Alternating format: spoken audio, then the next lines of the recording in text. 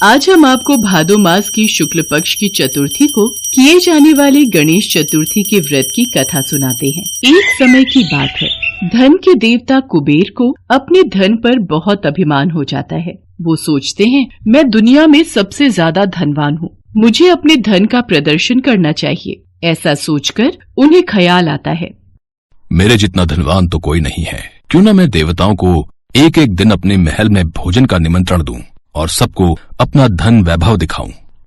ऐसा सोचकर वो सर्वप्रथम भोलेनाथ को अपने महल में भोजन करने का निमंत्रण देने के लिए कैलाश पर्वत पहुँचे। भोलेनाथ उनकी मंशा समझ गए। कुबेर का अभिमान समाप्त करने के लिए उन्होंने कुबेर से कहा, मैं आपका आमंत्रण स्वीकार नहीं कर सकूंगा, लेकिन मैं अपनी जगह गणेश को आपके साथ भेज देता हूँ। ये सुनकर कुबेर ने सोचा, मुझे तो अपना धन वैभव दिखाना है, भोलेनाथ ना सही, उनके पुत्र ही सही। हाँ, ठीक है, जैसा आप ठीक समझे प्रभु। वो गणेश जी को अपने साथ लेकर अपने महल पहुँचते हैं। महल पहुँचते ही कुबेर गणपति को अपना धन ऐश्वर्य दिखाना शुरू कर देता है। ये देख विद्या और बुद्धि के दाता गणेश जी कुबेर जी की मंशा समझ जाते हैं और अब जब गणेश जी खाना खाने बैठते हैं तो कुबेर उन्हें सोने की थाली में विभिन्न प्रकार के पकवान परोसते हैं। अब गणेश जी खाना खाना शुरू करते हैं। देखते ही देखते गणेश जी महल में बना सारा खाना खा जाते हैं। उसके बाद भी उनकी भूख शांत नहीं होती।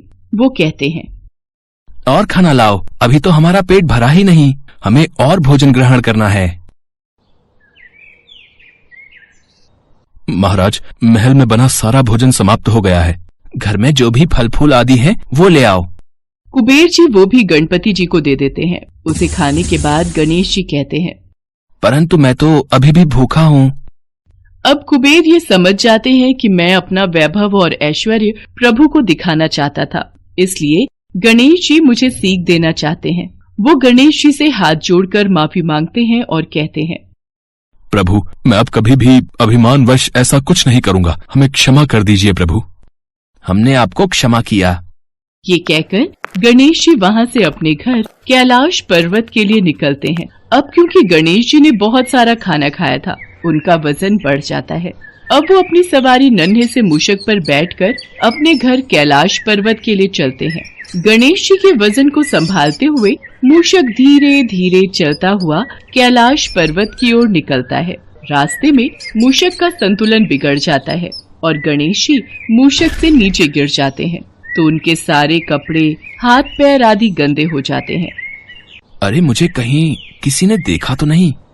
आसपास उन्हें कोई नहीं दिखता, लेकिन उन्हें हंसने की आवाज आती है। अरे, आसपास तो कोई नहीं है, फिर ये हंसने की आवाज किसकी आ रही है? गणेश जी की नजर आसमान में चंद्रमा पर पड़ती है, जो उन्हें देखकर हंस रहे होते हैं। चंद्रमा को हंसता हुआ देखकर गणेश जी को क्रोध आ जाता है। वो क्रोध में चंद्रमा को श्राप दे देते हैं। तुम्हें अपनी सुंदरता पर बहुत अभिमान है, आज से तुम्हारा ये रूप नहीं रहेगा। गणेश जी के श्राप देते ही चंद्रमा कांतिहीन हो जाते हैं। ये देख चंद्रमा को अपनी गलती का एहसास हो जाता है। वो गणेश जी से माफी मांगने लगते हैं। मुझे माफ कर दो प्रभु, मुझे क्षमा कर दो, मुझसे गलती हो गई। बार बार माफी मांगने पर गणेश जी का गुस्सा शांत होता है। वो चंद्रमा से कहते हैं, मैंने जो आपको श्राप दिया है वो पूर्ण रूप से समाप्त नहीं होगा, परंतु महीने में एक दिन आप पर श्राप का पूर्ण रूप से असर दिखाई देगा और उस दिन आप किसी को भी दिखाई नहीं देंगे। तब से चंद्रमा अमावस्या के दिन किसी को भी दिखाई नहीं देता। गणेश जी आगे कहते हैं, इसके बाद आपकी कलाएं बढ़ती जाएंगी और पूर्णिमा के दिन आप अपने पूर्ण स्वरूप में दिखाई देंगे। फिर पूर्णिमा के बाद अमावस्या तक आपकी कलाएं घटती जाएंगी। इसके साथ मैं तुम्हें वरदान देता हूँ कि हर चतुर्थी पर जब मेरी पूजा होगी तब आपकी भी पूजा की जाएगी। आपको अर्घ्य देने के बाद ही चतुर्थी का व्रत पूर्ण माना जाएगा। आज गणेश चतुर्थी है और आपने मेरा अपमान किया है, इसलिए आज के दिन यदि कोई आपको देख लेगा तो वो कलंक का भागी बनेगा। तब से लेकर आज तक चतुर्थी के दिन चंद्रमा के दर्शन नहीं किए जाते हैं। ऐसा माना जाता है कि इस दिन कोई भी चंद्रमा के दर्शन कर ले तो उसे दोष लगता है। संतोषी की मां के गुजर जाने के बाद उसके पिता ने दूसरी शादी कर ली, पर संतोषी की दूसरी मां गायत्री कड़वे स्वभाव की थी। उसे संतोषी एक आंख नहीं भाती थी।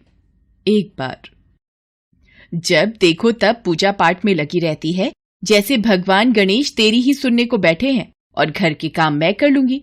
तुझे तो कोई चिंता ही नहीं है और तुमने बस एक गणेश की मूर्ति लाकर रख दी है और लगा दिया बेटी को पूजा पाठ में, जिससे घर के कामों से बच जाए। गायत्री, अगर संतोषी भगवान गणेश की पूजा करे तो उसमें क्या दोष? भगवान गणेश की पूजा करने से मन को शांति और सुख मिलता है। तुम भी इनका नाम लिया करो। मेरे पास और भी काम होते हैं, खाली नहीं हूं जो तुम दोनों के साथ अपना समय खराब करूं। संतोषी बिटिया, ला मोदक का प्रसाद दे दे, मैं दुकान होकर आता हूं। ये लो बाबा, मोदक का प्रसाद। संतोषी भगवान गणेश की बहुत पूजा करती थी और जब कभी वो दुखी होती तो उन्हीं से अपना हाल कहती। हे गणेश जी, माँ मुझसे इतना बुरा व्यवहार क्यों करती हैं? वो पूनम से तो बहुत प्यार से बात करती हैं, पर मुझे डांटती रहती हैं। पूनम गायत्री की अपनी बेटी थी और संतोषी सौतेली। ये भेदभाव हमेशा से ही गायत्री दोनों में करती थी। गणेश चतुर्थी के दिन आने वाले थे। लोग अपने घरों में गणेश प्रतिमा की स्थापना करने के लिए खरीदारी कर रहे थे। बाबा, मुझे भी गणेश चतुर्थी महोत्सव करना है, इनकी प्रतिमा की स्थापना करनी है। ठीक है संतोषी, तुम मेरे साथ बाजार चलकर प्रतिमा ले आना, ठीक है? संतोषी खुश हो जाती है और भानु प्रकाश के साथ भगवान गणपति की प्रतिमा ले आती है। अगले दिन, ये देखो बाबा, भगवान गणेश की प्रतिमा कितनी सुंदर है। हाँ बेटिया, प्रतिमा सच में बहुत सुंदर है। अब 10 दिन तक इनकी खूब सेवा करना, फिर हम धूमधाम से गणपति विसर्जन को जाएंगे। बाबा, मैं भी चलूंगी गणपति विसर्जन में। कोई जरूरत नहीं है किसी विसर्जन में जाने की, ना मैं जाऊंगी ना तू। मैं भी देखती हूं तू गणपति विसर्जन कैसी करती है। संतोषी भगवान गणेश की प्रतिमा को भोग लगाती और पूजा आरती करके भोजन ग्रहण करती। एक सुबह, गणपति की प्रतिमा कहाँ गई? बाबा, मेरे गणेश की प्रतिमा यहाँ नहीं है, स्थान खाली है। बाबा, मेरे गजानन कहाँ गए? रो मत संतोषी, ऐसे प्रतिमा कहीं नहीं जाएगी। रुक, मैं देखता हूं। गायत्री, पूनम ने यहां गणेश जी की प्रतिमा रखी थी, पर अब नहीं है। मुझे क्या पता कहाँ गई, मैं ये सब देखती रही तो हो गए काम। बाबा, अब कल हम किसका विसर्जन करेंगे? बाबा, लगता है मेरे से कोई अपराध हुआ है जो गणपति नाराज होकर चले गए। लौट आओ भगवान, मेरे से यूं रूठ कर मत जाओ। संतोषी बहुत रोती है। भूखी प्यासी वो वहीं बैठी रहती है। भानु प्रकाश उसे बहुत उठाने की कोशिश करता है, पर वो उस स्थान से उठने के लिए मना कर देती है। तभी उसे स्वप्न आता है। संतोषी, मुझे भी प्रसाद का मोदक और लड्डू दो ना। रुको चूहे महाराज, मैं आपको मोदक भी दूंगी और लड्डू भी। ये लो, पेट भर कर खाओ। अरे, ये प्रसाद कहाँ लेकर भाग रहे हो? रुको।